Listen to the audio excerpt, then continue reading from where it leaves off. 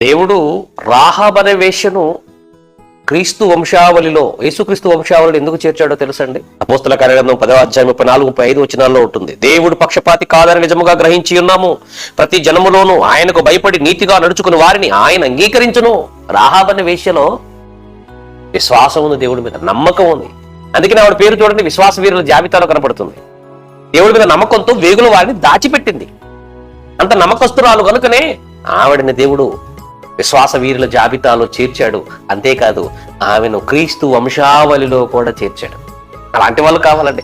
నువ్వు పాపివా, మరి ఈ లోక సంబంధంగా ఘోరమైనటువంటి ఇష్టానుసారమైన జీవితాలతో జీవిస్తున్నావా, ఇవి నీ ప్రారంభాన్ని దేవుడు చూడడు.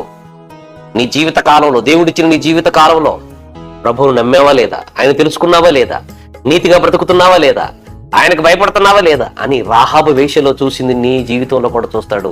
ఒకరోజు ఆమెను చూశాడు, కొర్నేలును చూశాడు. ఇలా చెప్పుకుంటూ పోతే బైబిల్లో దేవుడి మీద నమ్మకం కలిగి, భక్తి కలిగి జీవించిన వారు ఎందరో ఉన్నారు. వారిని దేవుడు చూస్తున్నాడని మీకు అర్థం కావాలి, అంగీకరిస్తున్నాడని అర్థం కావాలి.